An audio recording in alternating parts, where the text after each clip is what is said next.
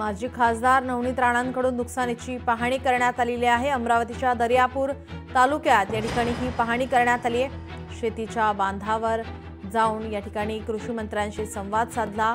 अमरावतीत ओला दुष्काळ जाहीर करण्याची या ठिकाणी मागणी त्यांनी केलेली आहे। नवनीत राणांनी कृषी मंत्र्यांकडे मागणी केली आहे।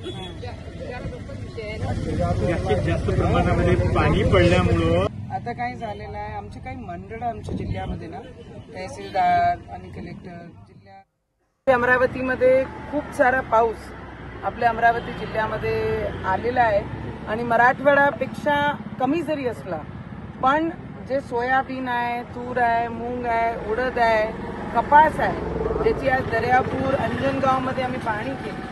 हातात शेतकऱ्यांना काहीच सापडणार नाही आणि त्याच्यामध्ये काही मंडळ म्हणतात ते पंचनाम्यावरनं त्यांनी वगळलेले आहे। तर आम्ही त्या विनंती करण्यासाठी केलाय की बा ज्यांचे नुकसान झाले पंचनामे करून त्यांनी जर वरती पाठवले तर आमची सरकार त्यांना मदत पूर्ण करणार आहे। त्याकरिता आपण कृषी मंत्री साहेबांसोबतही बोललो, त्यांनी रिस्पॉन्स त्या पद्धतीने दिला।